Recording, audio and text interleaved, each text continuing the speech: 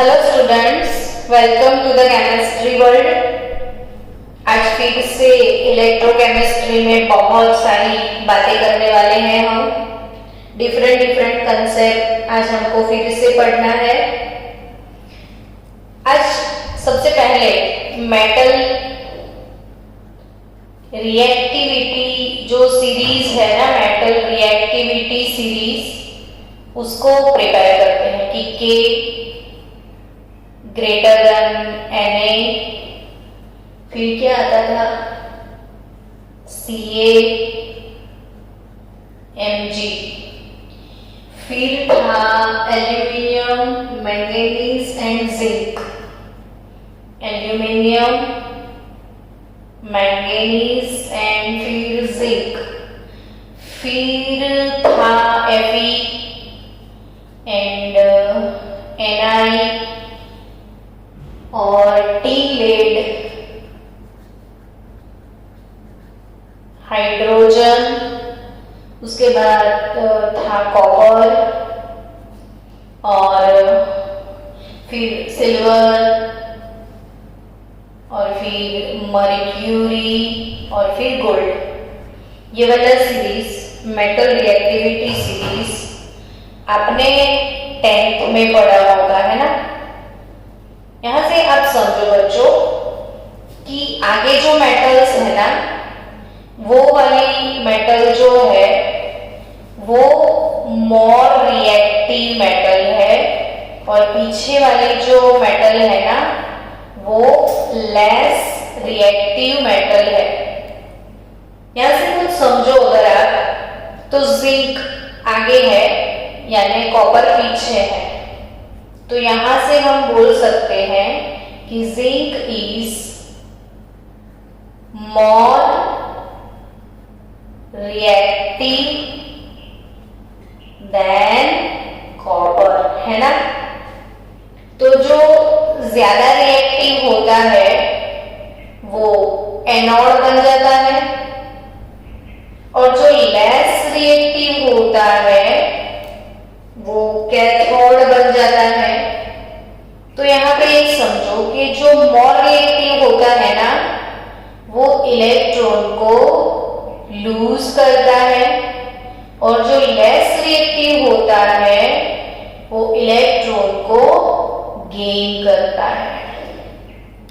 तो एक मेटल जो कि मोर रिएक्टिव है वो इलेक्ट्रॉन को लूज कर रही है, दूसरी मेटल जो कि लेस रिएक्टिव है जो कि इलेक्ट्रॉन को गेन कर रही है।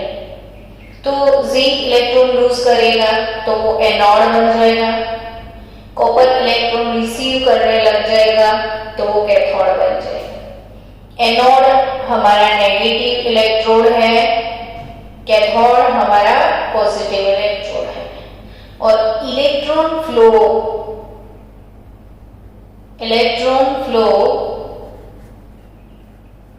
होगा हमारा एनोड टू कैथोड और करंट फ्लो आई होगा कैथोड टू एनोड। इलेक्ट्रॉन की जो डायरेक्शन है उसकी ऑपोजिट डायरेक्शन में करंट फ्लो होता है। समझे आप स्टूडेंट्स। तो अभी मैंने आपको ऐसे ही बोल दिया कि आप एक बैटरी बनाओ, एल्यूमिनियम कॉपर की बैटरी बनाओ, वैसा बोला ना मैंने। तो इनमें से सबको डाउट आए कि एल्यूमिनियम और कॉपर बैटरी बना तो दे, लेकिन इसको हम कहाँ पे रखेंगे, एनोड में रखेंगे या कैथोड में। तो आप सीरीज से पता लगा सकते हो। देखो सीरीज में एल्यूमिनियम आगे है और कॉपर पीछे है, तो aluminium is more reactive than copper. So aluminium बन जाएगा बच्चों एनोड और कॉपर आप बनाओगे कैथोड, है ना। फिर एल्यूमिनियम को आप ऐसे प्लेस आउट करोगे। तो अगर आपने यहाँ पे एल्यूमिनियम रख दिया तो आप जो वेसल लेने वाले हो ना बच्चों, वो वेसल में आपको कोई ना कोई सॉल्यूशन डालना पड़ेगा। और वो सॉल्यूशन होगा एल्यूमिनियम का कोई सॉल्ट आप ले लो, चलो मैंने ले लिया एल्यूमिनियम सल्फेट, यानी कि आपको ये समझ में आया होगा कि जिस मेटल का स्ट्रिप होता है ना, उसी मेटल का कोई सॉल्ट एज अ इलेक्ट्रोलाइट हमको यहाँ पे लेना है। अब आपने कॉपर का सोचा होगा कि भाई कॉपर को भी एक हाफ सेल बनाना है। ये जो पूरी अरेंजमेंट हुई ना कि metal strip along with solution, it is called half cell. इसको क्या बोलना है बच्चों? Half cell. और ये वाला हमारा है एनोडिक हाफ सेल। अब आप बनाओगे कॉपर का बैटरी, तो ऑब्वियसली यहां पे आप क्या करोगे? कॉपर का स्ट्रिप डाल दोगे, फिर यहाँ पे इसका वही मेटल का आपको सॉल्यूशन लेना है। ये भी हो गया हाफ सेल, बट ये हो गया हमारा कैथोडिक हाफ सेल। एनोड किसको बनाओगे, कैथोड किसको बनाओगे, वो ये वाली सीरीज से आपको पता चल गया है ना कि जो मोर रिएक्टिव होता है ना बच्चों, मोर रिएक्टिव वो एनोड बनेगा, और जो लेस रिएक्टिव होता है ना वो कैथोड बन जाएगा। सो यहाँ पे अब करना क्या है स्टूडेंट, समझना, ध्यान से सोचना समझना। अब दोनों को कनेक्ट करोगे ना तो ही इलेक्ट्रॉन फ्लो होगा ना। तो ये हो गया हमारा नेगेटिव इलेक्ट्रोड एनोड, ये हो गया पॉजिटिव इलेक्ट्रोड कैथोड, ये बन गई बैटरी। अब आप पूछोगे मैडम हमको कैसे पता चलेगा कि इसके अंदर से करंट फ्लो हो रहा है? तो आपको जो करंट फ्लो होता है, वो करंट फ्लो जो है वो मेजर करना है। तो इसके लिए आप यहाँ पे एमीटर यूज कर सकते हो। कौन सा इंस्ट्रूमेंट आपने फिजिक्स में नाम सुना होगा? एमीटर। तो यहाँ पे आप कौन सा इंस्ट्रूमेंट, फ्लो जो है करंट फ्लो, उसको मेजर करने के लिए आप कौन सा इंस्ट्रूमेंट यूज कर सकते हो बच्चों? एमीटर। अब यहाँ से छोटे छोटे एमसीक्यू आएंगे आपको। एमीटर क्या सजेस्ट करता है? एमीटर से आपको क्या पता चलेगा? तो एक तो आपको करंट आई कितना जा रहा है वो पता चलेगा, और दूसरी बात आपको यहां से पता चलेगी डायरेक्शन ऑफ करंट। यानी एमीटर से एक साथ दो काम हो जाएंगे। कौन से दो काम हो जाएंगे एमीटर से? एक तो इलेक्ट्रिक करंट जो फ्लो करेगा उसको आप मेजर कर सकते हो, एज वेल एज एमीटर से आपको करंट का जो डायरेक्शन है वो भी आप डिटरमाइन कर सकते हो। लेकिन कहीं आपने इसमें गैल्वेनोमीटर यूज किया तो गैल्वेनोमीटर भी आप यूज कर सकते हो, कोई इश्यू नहीं है गैल्वेनोमीटर यूज करने में। मैंने क्या बोला?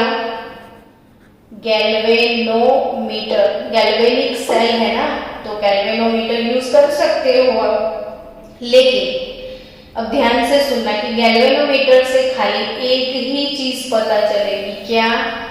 फिर से शांति से समझो। अगर मैंने यहाँ पे एमीटर लगाया तो एमीटर से मुझे करंट फ्लो का डायरेक्शन तो पता चलता है, एज वेल एज कितना करंट जा रहा है वो भी मेजर कर सकते हैं, ठीक है। लेकिन गैल्वेनोमीटर से सिर्फ उतना पता चलेगा कि करंट फ्लो कौन सी डायरेक्शन में होता है। डन। चलो बैटरी हो गई, सारी चीजें आपको आई थिंक समझ में आ गई। ये जो एल्यूमिनियम और कॉपर है इसको हम बोलेंगे इलेक्ट्रोड्स। मेटल जो है इसको मेटल के जो रॉड होते हैं या मेटल का स्ट्रिप होता है उसको बोलेंगे इलेक्ट्रोड्स। ये जो दो सॉल्यूशन है, यहाँ पे कॉपर सल्फेट है, यहाँ पे एल्यूमिनियम सल्फेट है, उसको बोलना है आपको इलेक्ट्रोलाइट। ये इलेक्ट्रोलाइट्स है, इलेक्ट्रोलाइट सॉल्यूशन, इलेक्ट्रोलिटिक सॉल्यूशन। तो ये इलेक्ट्रोलाइट है, एल्यूमिनियम सल्फेट और कॉपर सल्फेट ये इलेक्ट्रोड है। एनोड जो कि नेगेटिव क्यों है, क्योंकि यहाँ पे एल्यूमिनियम इलेक्ट्रॉन लूज करेगा, तो यहाँ पे बहुत सारे इलेक्ट्रॉन्स होते हैं जो कि नेगेटिवली चार्ज होते हैं, इसीलिए ये नेगेटिव होगा। क्या आप रिएक्शन लिख सकते हो बच्चों? तो रिएक्शन यहाँ पे आप लिखोगे, चलो एनोड का रिएक्शन आपको लिखना है, एनोड का। तो एनोड का रिएक्शन आप क्या लिख सकते हो? तो Al gives Al+3 इलेक्ट्रॉन। ध्यान से समझना, एल्यूमिनियम का एनोड पे reaction, aluminium gives Al+3 electron, यानी कि एनोड पे होगा ऑक्सीडेशन। लेफ्ट साइड जो होता है ना बच्चा, लेफ्ट साइड वो होता है एनोड, उस पे होता है ऑक्सीडेशन। एनोड पे लेफ्ट साइड एनोड होता है, उस पे ऑक्सीडेशन होता है।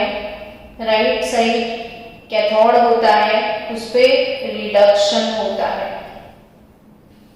तो यहाँ पे aluminium gives Al+3 electron, cathode copper है, कॉपर +2 है। ये इलेक्ट्रॉन यहाँ पे आएंगे सब, और वो इलेक्ट्रॉन को गेन करना है, और गेन जो है वो मेटल का स्ट्रिप नहीं करेगा। गेन कौन करेगा? सॉल्यूशन से गेन होता है। सॉल्यूशन में है कॉपर +2, वो 2 इलेक्ट्रॉन गेन करके बनेगा कॉपर। अब दोनों इक्वेशन को आपको बैलेंस करना है बच्चों, कि यहाँ पे जो Al+3 है, ये 3 इलेक्ट्रॉन है, तो इसको 2 से आप मल्टीप्लाई करो। ये 2 इलेक्ट्रॉन है, तो इसको 3 से मल्टीप्लाई करना पड़ेगा। तो यहाँ पे 2Al+3 6 इलेक्ट्रॉन, क्योंकि ये जितना लूज करेगा उतना ही वो गेन करेगा, यानी यहाँ पे इक्वल होना चाहिए। तो यहाँ पे 3Cu+2 6 इलेक्ट्रॉन gives 3Cu। तो ओवरऑल सेल रिएक्शन होने वाला है 2Al+3Cu+2 gives 3Cu+2Al+3 overall redox. और ये रेडॉक्स का फ्रूट है इलेक्ट्रिक करंट। और ये इलेक्ट्रिक करंट जो रेडॉक्स रिएक्शन के थ्रू हमको मिलता है, वो इलेक्ट्रिक करंट मिलने के बाद ये रेडॉक्स ऑलवेज एक्सोथर्मिक प्रोसेस होता है, वो याद रखना। अब ये पूरा बैटरी वाला खड्डा खत्म हो जाए, ये दोनों इलेक्ट्रोड को अब बाहर निकालो, फिर डिस्टिल वाटर से वॉश कर लो। वॉश करने के बाद उसका वेट करोगे तो एल्यूमिनियम का वेट लूज हो गया होगा, क्योंकि एल्यूमिनियम मेल्ट होकर सॉल्यूशन में चला जाएगा। और ये जो स्ट्रिप है ना भाई, वो मोटी हो गई खा खा के, क्योंकि ये तो कुछ भी रिएक्शन कर ही नहीं रही है, इसका रिएक्शन में पार्टिसिपेशन 0 है। ये तो सिर्फ सरफेस प्रोवाइड करता है, देखो ध्यान से। और सॉल्यूशन में जो कॉपर है ना, वो यहाँ पे डिपॉजिट होता है, ये खा खा के मोटी हो जाएगी और ये लॉस कर करके पतली हो जाएगी। तो हमेशा लॉस एनोड को जाता है, फायदा कैथोड को मिलता है। तो यहाँ पे आप लिटरली समझ सकते हो बैटरी का सीन। अब सोचो कि बहुत सारे एल्यूमिनियम+3 यहाँ पे गिरने वाले हैं, तो ये डब्बा पॉजिटिव बन जाएगा, यहाँ से बहुत सारे पॉजिटिव चले गए तो वो नेगेटिव बन जाएगा। अब इन दोनों की न्यूट्रलिटी जब इम्बैलेंस हो जाती है, तो यहाँ पे डालना पड़ता है सॉल्ट ब्रिज। और सॉल्ट ब्रिज में हमको कोई सॉल्ट का सॉल्यूशन जेली टाइप बना के पेस्ट यहाँ पे भरना है, कॉटन प्लग यहाँ पे लगाना है। सपोज मैंने KCl भरा हुआ है तो यहाँ पे पॉजिटिव आयन ज्यादा है तो नेगेटिव आयन यहाँ से मूव होके यहाँ चला जाएगा, इसका पॉजिटिव आयन यहाँ चला आएगा और दोनों की न्यूट्रलिटी बैलेंस हो जाएगी। तो सॉल्ट ब्रिज क्यों यूज करना है बच्चों? सोचो, सॉल्ट ब्रिज क्यों यूज करना है हमको? तो सॉल्ट ब्रिज यूज करने का जो रीजन है वो है to balance neutrality, and second reason है to connect both the half cell, यानी दोनों हाफ सेल को कनेक्ट करता है, न्यूट्रलिटी बैलेंस करता है। उसमें जो सॉल्ट आप डालते हो वो सॉल्ट इनर्ट होता है और वो सॉल्ट में जो पॉजिटिव आयन और नेगेटिव आयन होते हैं उनकी मोबिलिटी जो है वो सेम होती है, यानी मूव होने की कैपेसिटी, मूविंग कैपेसिटी दोनों का सेम होता है। चलो अब मैंने कुछ लिखा हुआ आपको दिख रहा होगा कि व्हाट इज स्टैंडर्ड सेल। तो स्टैंडर्ड सेल के बारे में सोचो कि स्टैंडर्ड सेल क्या होता है। तो यहाँ पे ये जो सॉल्यूशन मैंने लिए हैं दो, अब क्वेश्चन होगा कि ये सॉल्यूशन का कंसंट्रेशन कितना लेना है। तो अगर ये दोनों सॉल्यूशन का कंसंट्रेशन 1 मोलर होता है, दोनों सॉल्यूशन का कंसंट्रेशन 1 मोलर होता है, 1 मोलर।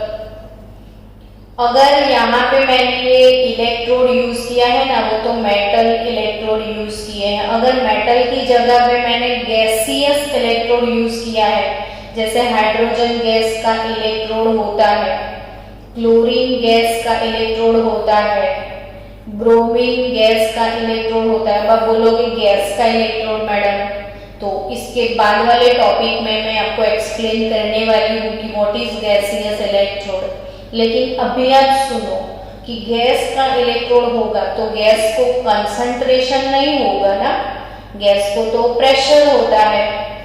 तो वो जो प्रेशर है अगर 1 बार होगा, प्रेशर 1 बार होगा, 1 बार। कंसंट्रेशन अगर 1 मोलर होता है, if we using here gaseous electrode, तो प्रेशर 1 बार मेंटेन किया है। और आप सबको पता है कि केमिस्ट्री में स्टैंडर्ड टेम्परेचर 298 केल्विन यानी रूम टेम्परेचर होता है। तो टेम्परेचर 298 केल्विन है, कंसंट्रेशन 1 मोलर है। अगर गैसियस इलेक्ट्रोड है तो प्रेशर 1 बार है, तो इसी सिचुएशन में हमको उसको बोलना है standard cell.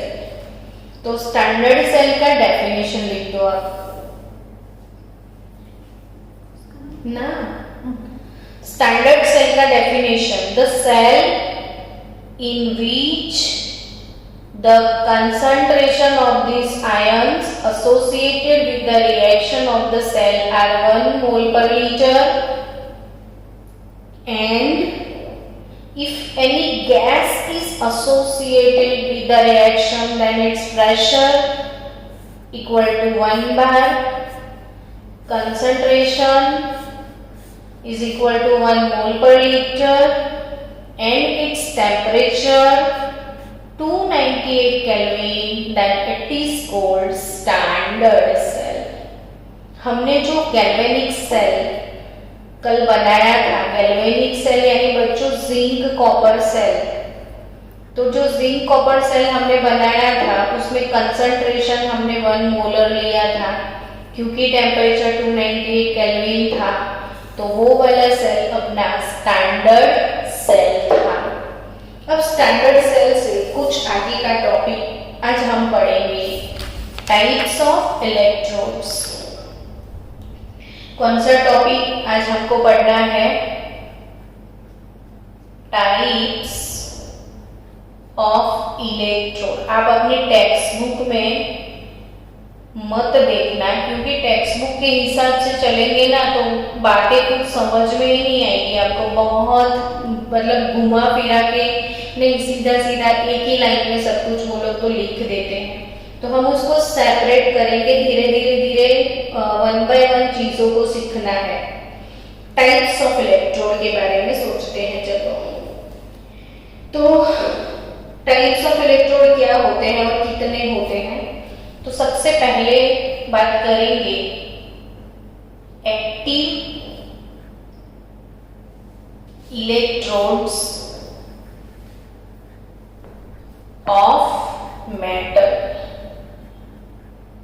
Active electrodes of metal यानी एक्टिव वर्ड का मतलब ही होता है ना, जो एक्टिव होते हैं, जो वर्कआउट करते हैं, जो काम में पार्टिसिपेट करते हैं ना बच्चों, वो एक्टिव। तो यानी अभी अभी अपने बैटरी बनाया था, तो जो जिंक था, जिंक वो एक्टिव था। कैसे? तो जिंक ने कौन सा रिएक्शन किया था? तो जिंक खुद ऑक्सीडाइज हो गया था और उसने इलेक्ट्रॉन लूज किए थे। तो जो जनरली जो भी मेटल के इलेक्ट्रोड्स होते हैं, जनरली मेटल इलेक्ट्रोड्स जैसे जिंक है, निकल है, कॉपर है, एल्यूमिनियम है, तो वो सारे इलेक्ट्रोड, सिल्वर, वो सारे इलेक्ट्रोड, इनका जो स्ट्रिप या रॉड बना के आप डालोगे तो वो इलेक्ट्रोड या तो ऑक्सीडाइज होंगे या तो फिर वो रिड्यूस भी हो सकते हैं। तो यहाँ पे मैंने सभी इलेक्ट्रोड का ऑक्सीडेशन इक्वेशन लिखा है। ये इसलिए लिखा है ताकि आप ये लिखते लिखते आप भी मेरे जैसे सीख जाओ। कितने 5 एग्जाम्पल लिखे, 5 एग्जाम्पल लिखने के बाद किसी को ना आए, ऐसा हो सकता है? नहीं ना। तो फिर हमारे बच्चे तो वैसे भी स्मार्ट है, सबको ये आना ही चाहिए। मैंने जितने भी रिएक्शन लिखे हैं ना बच्चों, वो सारे के सारे ऑक्सीडेशन है। कैसे पता चले ऑक्सीडेशन है? तो इलेक्ट्रॉन लूज किया गया है, तो हम ऐसे लिखते हैं ऑक्सीडेशन के रिएक्शंस। तो वो मेटल के स्ट्रिप जो कि खुद पार्टिसिपेट करते हैं रिएक्शंस में, वैसे इलेक्ट्रोड को हम बोलते हैं एक्टिव इलेक्ट्रोड्स। ये इसके रिप्रेजेंटेशन का मैं मेथड आपको सिखा दूं कि ये जो मैंने लिखा है जिंक ऑब्लिक जिंक +2, तो हम इसको ऐसे लिखेंगे जिंक ऑब्लिक Zn+2। ये ऑक्सीडाइज कपल बोलते हैं। जैसे निकल तो Ni ऑब्लिक Ni+2। जैसे कॉपर तो Cu ऑब्लिक Cu+2। जैसे एल्यूमिनियम तो क्या लिखोगे? Al oblique Al+3। सिल्वर के लिए क्या लिखोगे? Ag oblique Ag+। ये जितने भी मैंने कपल यहाँ पे लिखे हैं ना, वो ऑक्सीडाइज्ड कपल बोलते हैं। क्यों? इसने ऑक्सीडेशन करके पॉजिटिव आयन बनाया, तो ये सारे ऑक्सीडाइज्ड कपल है। यानी इन लोगों ने क्या किया? तो इलेक्ट्रॉन लूज किया। बच्चों, इन लोगों ने क्या किया? इलेक्ट्रॉन लूज किया। अब एक चीज आप याद रखना है पक्के से कि the relative intensity of tendency, the relative यानी कि किसी न किसी के रेफरेंस में सोचा जाता है। देखो, जैसे जिंक और कॉपर हमने लिया था, तो हम ऐसा बोल सकते हैं ना कि कॉपर के रिलेशन में, यानी कॉपर के रिलेशन में आप देखो, कॉपर के रेफरेंस में आप देखो तो जिंक इज मोर रिएक्टिव। तो यहाँ पे किसी न किसी के साथ कंपैरिजन करके हम बता सकते हैं कि ये इससे ज्यादा रिएक्टिव है। सो इसीलिए रिलेटिव बोला जाता है यहाँ पे कि भाई द रिलेटिव इंटेंसिटी। ध्यान से, मैं एक एक वर्ड को बहुत धीरे से बोल रही हूँ। द रिलेटिव इंटेंसिटी, ध्यान से, intensity, the relative intensity of electron electrodes for releasing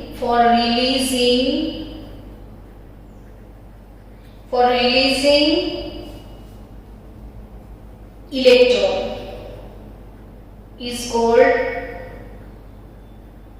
called oxidation potential. Yes, बहुत ही इंटरेस्टिंग डेफिनेशन है बच्चों, सबको बाय हार्ट करना है. The relative intensity of electrodes for releasing, यानी इलेक्ट्रॉन रिमूव करने का जो कैपेसिटी है. अब आप भी सोच सकते हो ना बच्चों कि ये 5 फिंगर सेम होते कभी नहीं ना, सबकी लेंथ अलग अलग होता है ना, सब अलग अलग होते हैं. वैसे ही जितने भी इलेक्ट्रॉन्स हैं ना सब अलग अलग होते हैं.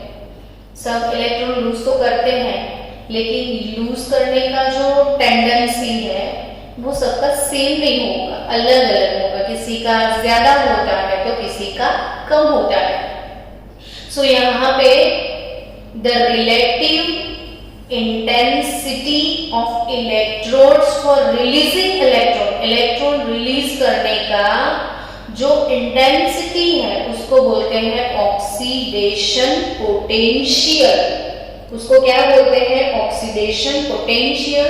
And it is denoted as E oxy और E nought oxy.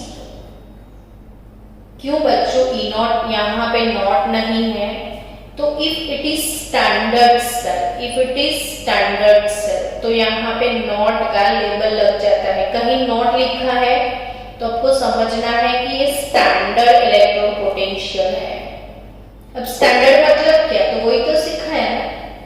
Concentration 1 molar है, टेम्परेचर 298 केल्विन है, प्रेशर अगर है तो वो 1 बार है, तो वो स्टैंडर्ड पोटेंशियल. और अगर टेम्परेचर नहीं मैनेज किया, कंसंट्रेशन कोई और रख दिया, तो it is non standard cell. और नॉन स्टैंडर्ड सेल का पोटेंशियल ई ऑक्सी और स्टैंडर्ड का ई नॉट ऑक्सी. और आई थिंक आपको ऑक्सीडेशन पोटेंशियल का डेफिनेशन समझ में आ गया कि the relative intensity of electrodes for releasing electron is called oxidation potential. तो हमको इसको ऐसे लिखना है E nought Zn+2 E nought Ni/Ni+2 E nought Copper+2/Copper+2 E nought Al/Al+2. अब सबको पता है कि ये सारे पोटेंशियल हमारे पास है कैलकुलेट किए हुए. वो कैसे कैलकुलेट करते हैं वो कल सीखने वाले हैं हम. लेकिन आज मैं आपको बता दूं कि जो जिंक है ना उसका ऑक्सीडेशन पोटेंशियल है 0.76 वोल्ट. निकल जो है उसका ऑक्सीडेशन पोटेंशियल आपकी टेक्स्ट बुक में होगा 0.25 वोल्ट. कॉपर का ऑक्सीडेशन पोटेंशियल है -0.34 इलेक्ट्रॉन वोल्ट. एल्यूमिनियम का -+1.66 इलेक्ट्रॉन वोल्ट. और सिल्वर का जो है -0.80. देखा, किसी का प्लस है किसी का माइनस है. जो प्लस है ना वो मोर रिएक्टिव है, माइनस है वो लेस रिएक्टिव. वैसे भी देखो कॉपर और सिल्वर रिएक्टिविटी सीरीज में बहुत पीछे है, ये लोग आगे है. तो ये मोर रिएक्टिव है, ये एनोड बनने वाले लोग हैं, सारे ये दोनों कैथोड में जाने वाले लोग हैं. ये भी एनोड बन सकते हैं, उनके पीछे वाला कोई इन दोनों को कनेक्ट करो तो ये कॉपर एनोड बन सकता है. कोई भी इलेक्ट्रोड एनोड बन सकता है, कोई भी कैथोड बन सकता है. डिपेंड करता है कि उसके साथ में कौन है. तो ये सारे पोटेंशियल ऑक्सीडेशन पोटेंशियल है. तो यहाँ पे आप ऐसे लिखोगे कि ई not Zn/Zn+2 0.76 volt.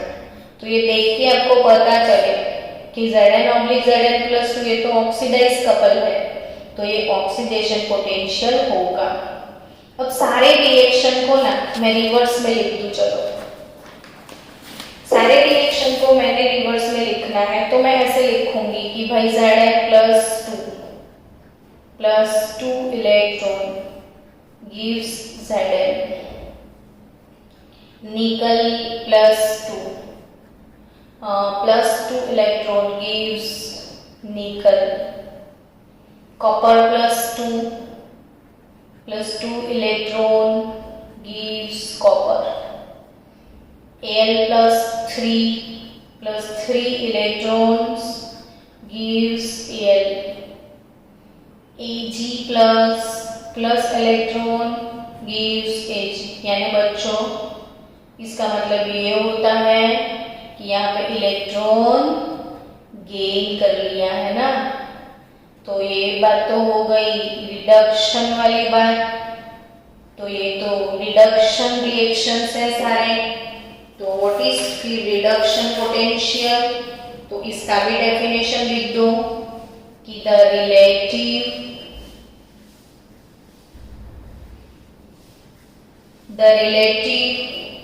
Intensity of tendency,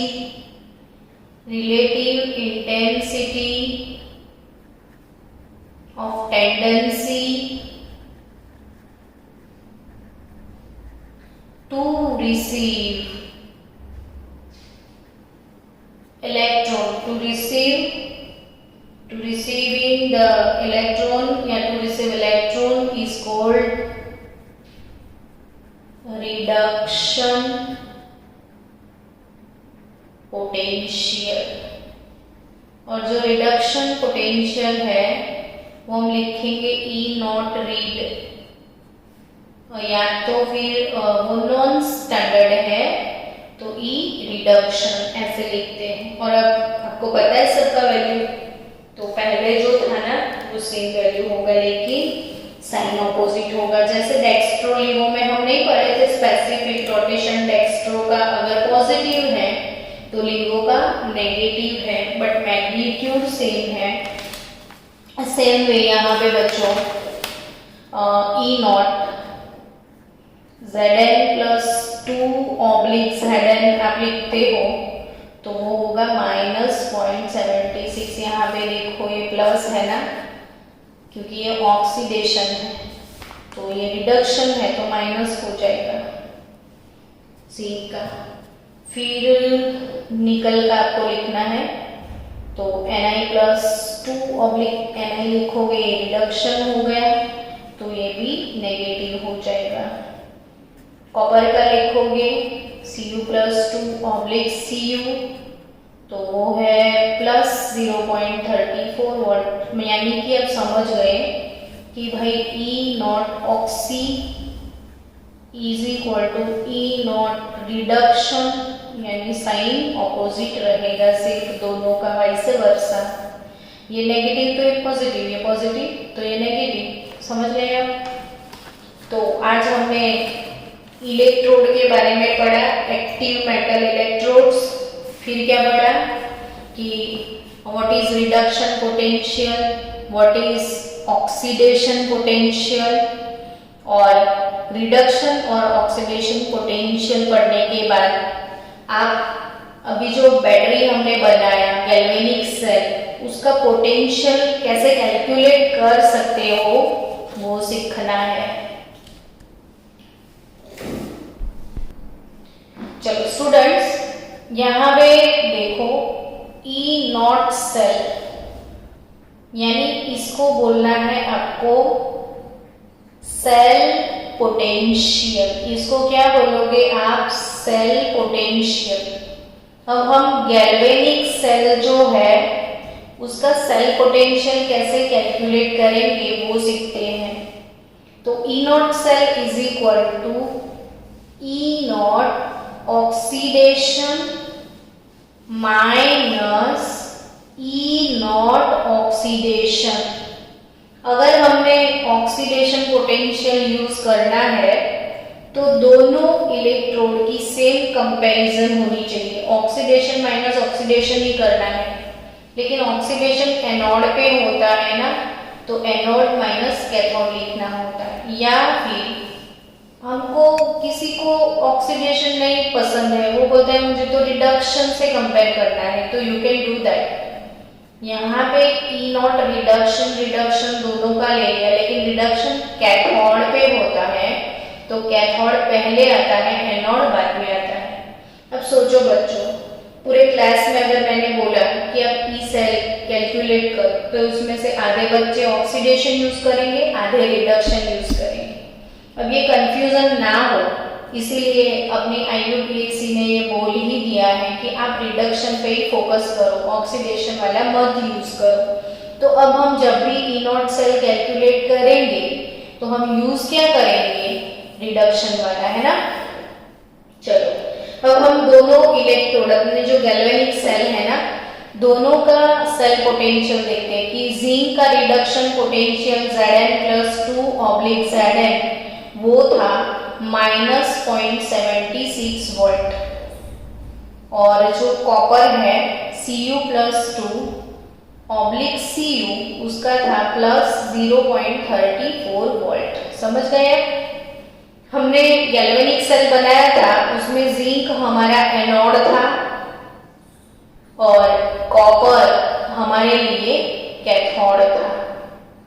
so student, यहाँ पे मैंने क्या लिखना है, तो रिडक्शन ऑफ कैथोड यानी E nought Cu2/Cu minus E nought Zinc2/Zinc, दोनों का रिडक्शन लेना है, दोनों का ऑक्सीडेशन भी ले सकते हो।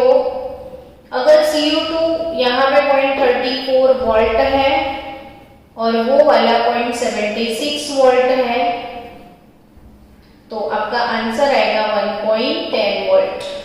तो हमारा जो गैल्वेनिक सेल है उसका वोल्टेज कितना है, वो 2 टाइम बोर्ड के पेपर में था कि what is the cell potential of galvanic cell, तो इट इज 1.10 वोल्ट। यानी हमारी जो गैल्वेनिक सेल है ना, वो बैटरी कितने वोल्टेज की है, 1.10 वोल्टेज की है।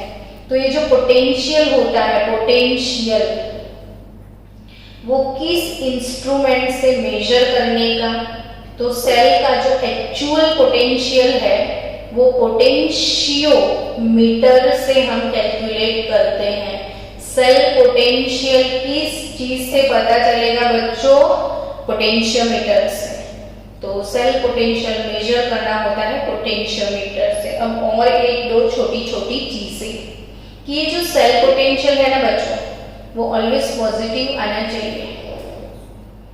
क्यों पॉजिटिव, तो कि ये बैटरी तो है ना स्पॉन्टेनियस है, spontaneous occur on its own.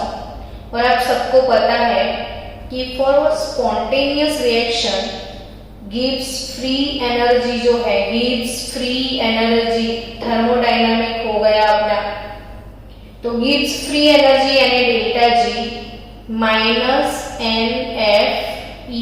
Not cell.